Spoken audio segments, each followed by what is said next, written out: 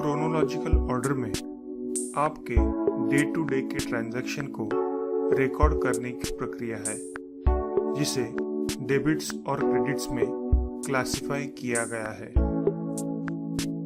Manual accounting में transaction को पहले जर्नल में पोस्ट किया जाता है और फिर जर्नल से प्रत्येक अकाउंट लेजर में पोस्ट किया जाता है।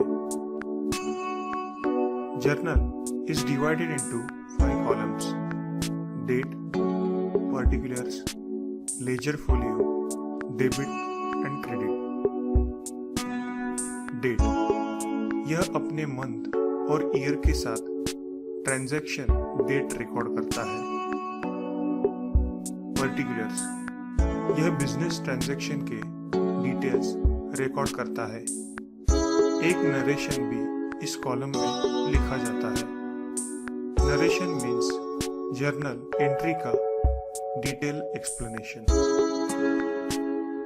लेजर फोलियो प्रत्येक जर्नल एंट्रीज का पोस्टिंग लेजर अकाउंट में किया जाता है।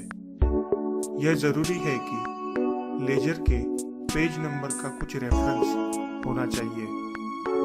इस कॉलम में लेजर का पेज नंबर है। डेबिट एक ट्रांजैक्शन के तहत डेबिट की गई अमाउंट। क्रेडिट एक ट्रांजैक्शन के तहत क्रेडिट की गई अमाउंट।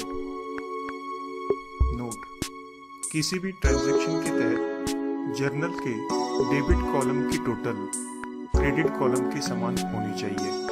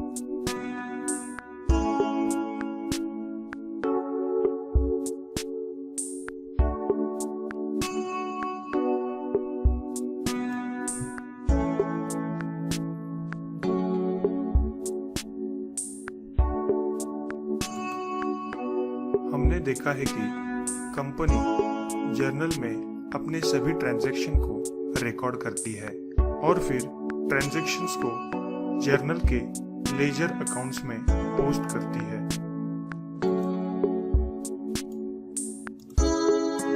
जर्नल इज सब divided into 2 parts. 1. Cash book and 2. Subsidiary books. Subsidiary books are as follows: purchase book, purchase return book, sales book, sales return book, bills receivable book, bills payable book। सभी cash transactions cash book में record किए जाते हैं। Cash का मतलब है notes, coins, drafts, cheque, postal order. Cash transaction के 2 पहलू हैं, रिसिप्ट्स और पेमेंट। कैश बुक सभी रिसिप्ट्स और पेमेंट को रिकॉर्ड करता है।